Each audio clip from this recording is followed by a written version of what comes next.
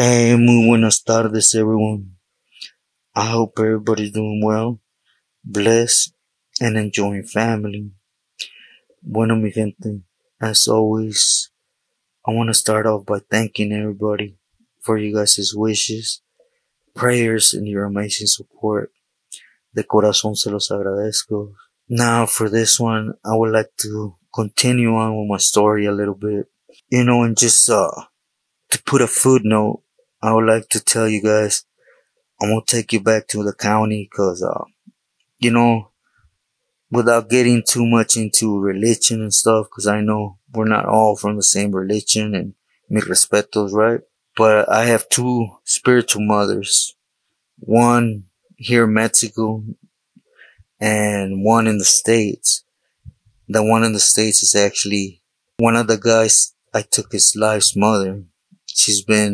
She's beautiful, she has God in her heart, and even though I didn't deserve it cause I was XX thing, she maintained strong even though. But anyways, talking to her, she told me I needed to go back to that day and visit where she came the first time to just put a little bit more ground on that type of messed up individual I was mentally, and I was just lost, I say it or bring it back to anger, but in reality, it was just me living a life that brought nothing but those types of thoughts. But anyways, so as I mentioned to you guys, I was in county at this time, and just one day I get called to visit. Now, I didn't know this lady, so I went up in there and she came, and at first I was trying to figure out who she was, and so we started talking, we started talking, and she started telling me about, Jesus and God, and again, everything I did in this time, I used to blame God at what used to happen, and I was just an idiot, to put it in simple words, I used to look for an answer to basically co-sign my actions or my way of thinking, when in reality it was just a stupidity. But anyway, she started telling me that she was so-and-so's mother. The reason she was there was cause, she was a Christian lady. Her whole family was. Her son went to a different path or way, gang banging next.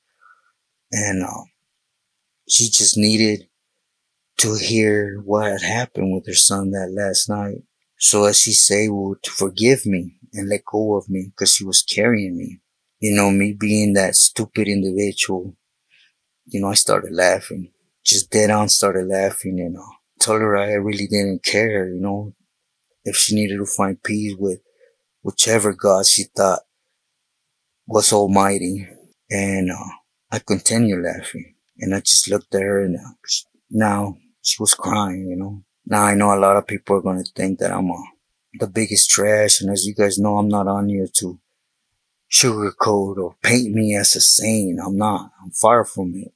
I was an individual with hate in his heart, and it manifests himself to other people in a negative way, I didn't touch my heart for another life, period. And anyways, I told her, you want to know what your son said or did in the last minutes? Your son was crying like a little girl, begging me not to take his life when I decided to go ahead and put a couple in his head. At the end of the day, your son is weak. He played the game and lost, and I walked out of visit. Years went by, and this lady constantly kept writing me that I needed to find God, and as I would later start getting into how different ladies or people were little by little pushing God, Jesus in my case, and how it started coming in me. As I would get into the homie gadget from Orange County, God's always there.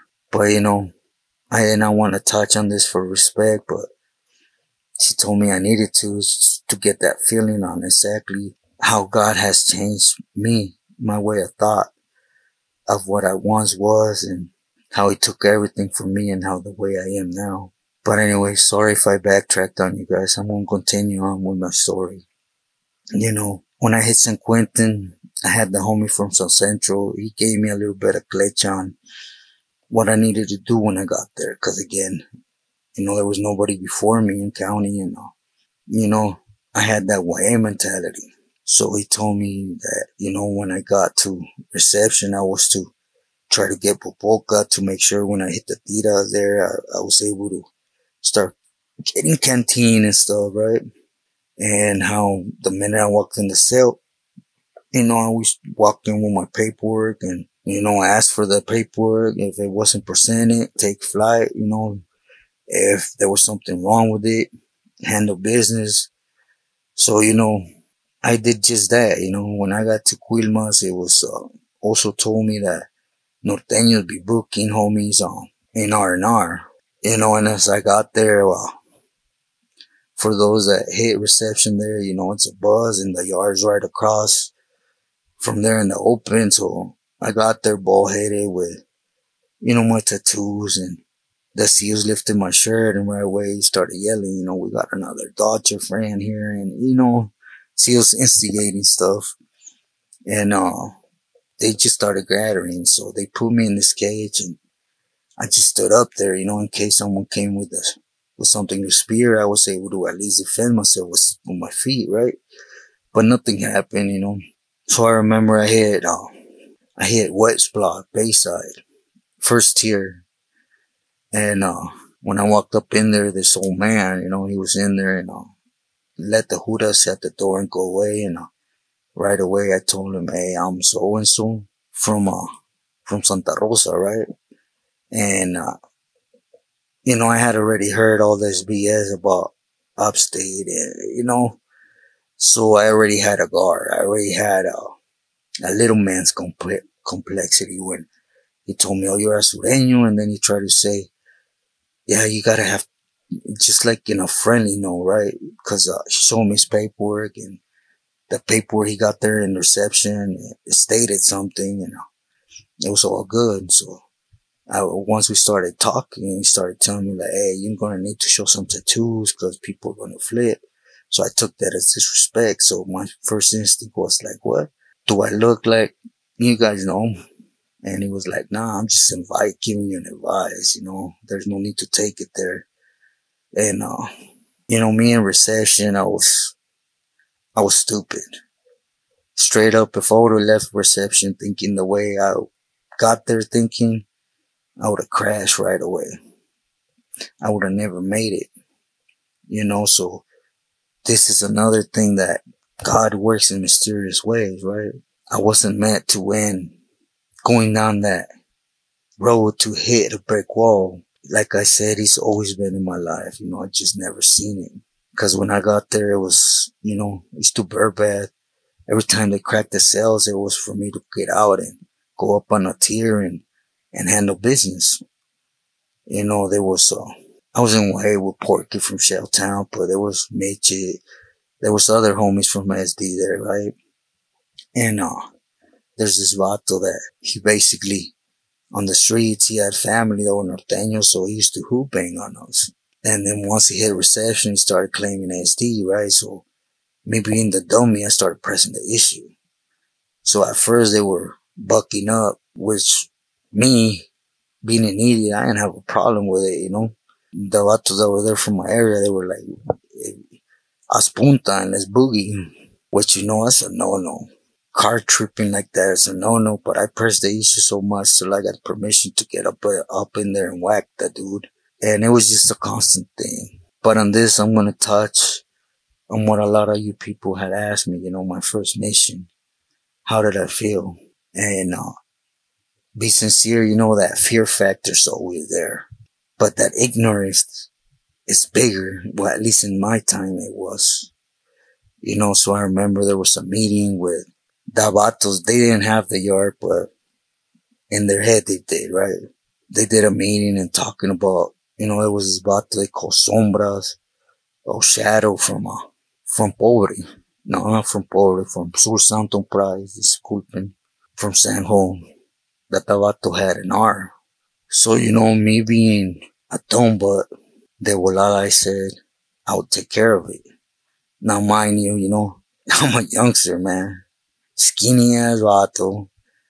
You know, I worked out through county, but regardless, you know, I'm young. I don't have boat to put on, and this was an older vato that all he did was worked out, you know, Puerto Rican. So he was joked. You know, so the homie payaso that I told his story actually raised the sand from San Juan to clean up, you know, his basura from his town. So we were met for both of us to go out there. And I don't want to be too discreet or too upfront with a lot of details, but I'm put out enough so you guys get a hand. So that day, you know, we were meant to hit him in the entrance of West Block at Yarico, because we only got yard at this time once a week. So we were going to get our yard on then. Again, we were just observing him, and homeboy, all he did was dips the whole yard. He had size on him, you know, without, you know, lifting him up to a pedestal or nothing, but from some scrawny ass vatos to some yoked up veterano, you know. This time we had gotten some springs, you know. We strained them out and we put tip on it, and, you know, they call Yarico, and we took flight. You know, at this time, San Quentin, outside of West Block, they were constructing, they were building or reinforcing it. I don't know. They had street dudes working there, right? But anyways, I was the first one that I walked up, and on the side, it must have been 5-6 inches, you know, a spring without counting where I was holding it.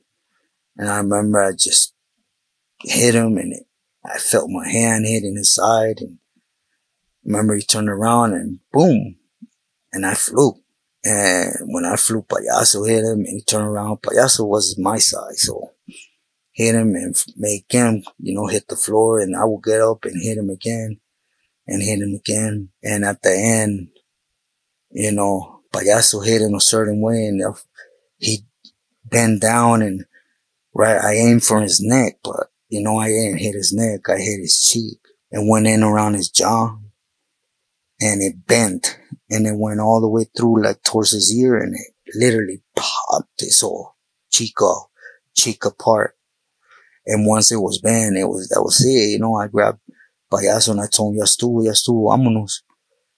And before we went to Blessed Block, I threw him over that fence where they were constructing, and, you know, Paisita, he threw some concrete on there. You know, and we ran up in there, and we were running to tears till they ended up busting us, but we just went back to the hole or Carson for a little bit, cause the vato had an R in his jacket, but he did not speak out his neck, you know. He held his. They didn't find a weapon. They didn't really find blood stains, cause again, we ran up in the tears and we tried to cover up as much possible. And, you know, I remember that day I went up and I came back to the cell with Raul, and he just looked at me and shook his head. And, you know, I had that stupid complex of, well, what's up? Got something to say, homie? Say it. And I'm not saying this to paint myself as nothing, as just a simply, right? That, you know, I ain't getting no brownie points. You know, I remember we went back to the hall, and yeah, we seen a carnal from Pacas, and he just, that's right, homie, that's right. Did you bring anything? That was it. You know, and again, all the signs were there. It was just, anyways, we got kicked back out because there was no evidence of nothing. The vato wasn't speaking. You know, the paisa, again, God was always there, right? And disculpen, I won't be pointing out. That's why I went back to my story, because I want to point out the times that me being a God was still there. I just didn't see him, I kept pushing. Cause, 2 days after I got out with Raul, I went back up to the fifth tier and, you know, came back in. Raul seeing how I walked in and it was just telling me like, you're going too fast, you're going too fast. And, when I found out who my celly was really like, was cause they threw another meeting, right? And, it was the first time that I had run into a vato directly under a carnal, right? Which was Güero from Sanford. He was directly under Mosca. And, so he was pushing his thing, and, to me, it was take flight, So it was difficult. For example, they lifted the issue on a vato they call Solo, another big dude, not as joke, but big. So they told me, vato had to go because they had came down from, this vato. So in my mind, I was a lifer. I was never going to get out. My only strive was, I'm going to make sure my name gets up there. My neighborhood, my town. So anything that has to happen is going to happen, I have no feelings again, My thing was just keep pushing.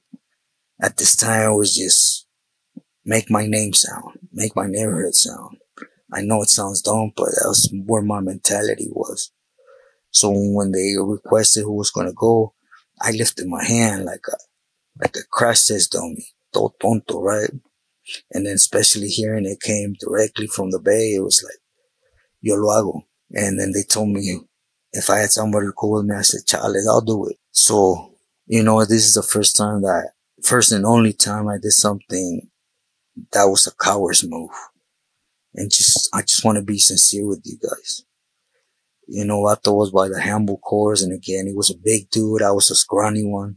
And, I got busted when I was 16, so we didn't have the same size, at least in this time, But, anyways, he was there and, I jumped on him from behind, I literally jumped on him, put a hand around his neck, my legs, I wrapped, I took wrestling, so I wrapped my legs around him, and with the free hand, I just started going to town till he buckled down and, hit him a few more times. I got up and I walked back in, and I got away with it. Homeboy again did not speak out his neck. He held his ground, even though in reality he knew the king had came down but he did not want to go out like that, So, this is the time where I went back in and, bird bed right away, got rid of whatever, you guys know. I don't want to really get into that, but afterwards, Raul told me like, hey homie, you're going too fast, sit down, homie, we gotta talk. So I told him, nah, Charles, what's up? Me being an idiot. And he goes, sit down, first read this. And he pulled out his real paperwork. I started reading it, and as I read through, he got busted 73, 72, 73, somewhere there. And he was on the first bus to Pelican Bay, and it stated everything that he was. He didn't have no tattoos that put him on blast like that, but we started, so then I had no option, Again, era muy valiente, but at the end of the day, I was a coward, right? So I sat down and just paid attention. Y de nuevo, this is what got me through my time, that he literally from here out, it must have been like 8 months that he gave me clecha. Everything. He made sure he put out there that I was his kid. That's why I always talk about me being underneath him. And from that moment on, it was practice what he was teaching me, and it was hard. But on this, I will touch on my next story. Just wanted to put this out there. I'm not glorifying this. I'm not proud of it. As you guys know, I've been on here, I don't know how long. For those that have been with me, I don't like to talk about the things I did, because they're not honorable. They're nothing to glorify, It was the beginning of hurting some people for an individual that I later found out it had to do with not even solo, it had to do with a family member that did not want to pay to this dude on the streets. And this dude just moved on him. It's the beginning of my wiggling in politics without even knowing it. But again, God made me strong with Raul, if you want to look at it like that, you know. But again, don't mistake my words for saying this is cool. To all those ones that have not gone in there, man, as you guys would hear, you could go up in there thinking that they're never gonna call on you. But remember, we're not the only ones in there. Someone different race decides to go up, you're gonna go up, or you're gonna go out. You know, I've been on certain, I don't know how they are. I had certain yards where Sureños were obligated in the 180. If I would walk up to one and tell you, let me see your fierro, and you not have it to show me, you were done. So, you know, even if you try to do your thing, there's certain spots where you can't.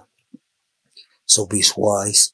Love your life, love your homeboys, love your family. Please stay true to yourself and loyal to your loved ones. I send my love to everybody.